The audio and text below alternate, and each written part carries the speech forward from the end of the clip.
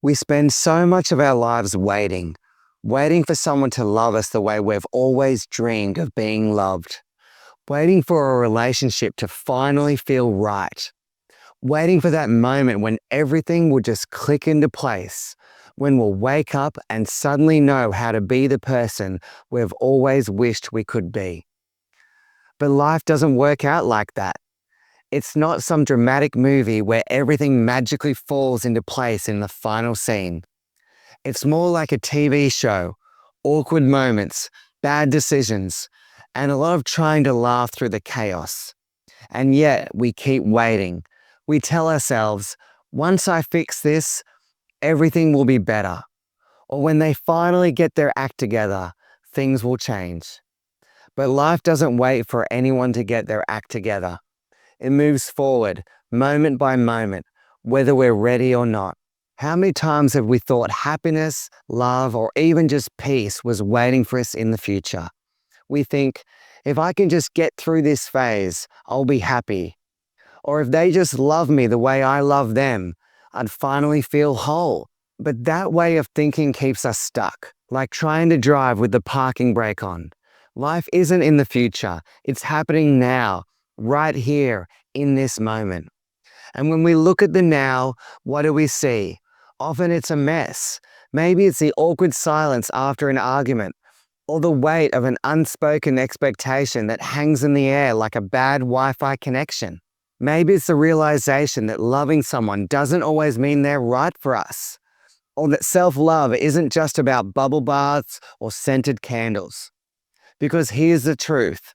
The relationships we have with others mirror the relationship we have with ourselves. If we are constantly waiting for someone else to fill the void inside of us, we're setting ourselves up for disappointment. No one can give us what we refuse to give ourselves. Self-love isn't about achieving some level of perfection. It's not about having it all figured out.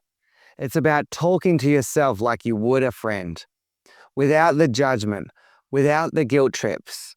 It's about looking in the mirror and saying, okay, you're a bit of a mess, but you're my mess, and we're gonna figure this out. And self-love, it happens in the present, not when we've finally hit the gym consistently for a month or two, or when we've found the perfect partner. It's in the little choices we make each day. The choice to forgive ourselves for not having it all together. The choice to show up even when we feel like we're disappearing. The choice to stop waiting for some day to feel worthy. You know something? Relationships with others or with ourselves are built in the now. They're not built on grand promises of change or the fantasy of what might be. They're built in the small, imperfect, messy moments we show up for today. They're built when we stop waiting for love to be perfect and instead choose to give it as we are, to receive it as it is. Sometimes we hold ourselves and others to impossible standards. We think, I'll be happy when they act like this, or I'll love myself when I finally stop making mistakes. But what happens in the meantime? In the meantime, we miss out on love, connection, and joy that are already here, now. Imperfect, yes, but real. The people in our lives are not here to complete us. This isn't a puzzle. They're not here to fix us, to make us whole, or to save us from ourselves. They're here to walk alongside us, to share moments of connection, to teach us and learn from us.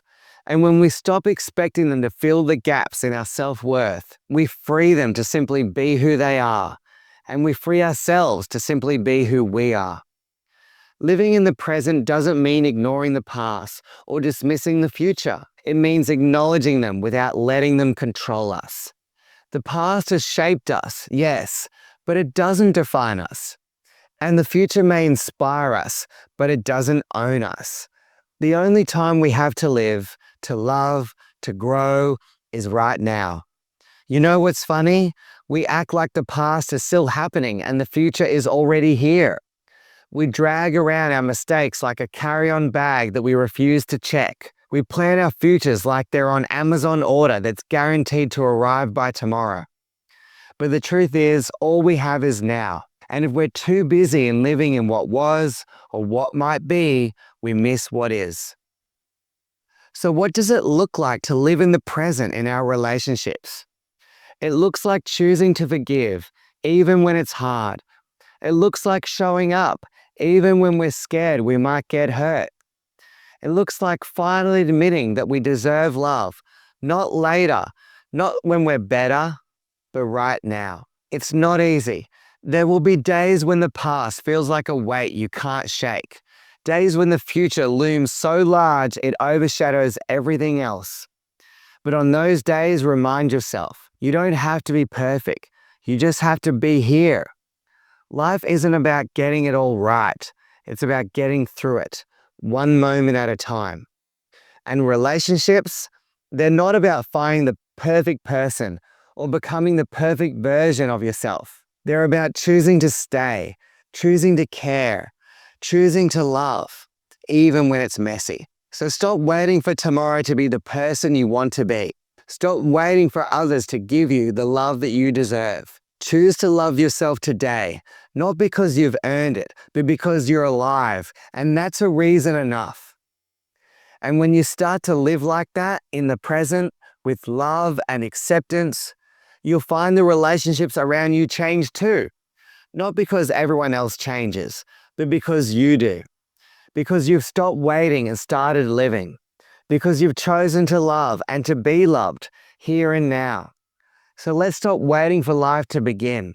Let's stop waiting for love to feel easy or perfect. Let's show up, messy and human, for ourselves and for each other. Because this is where life happens. This is where love is. And this is all we ever truly have.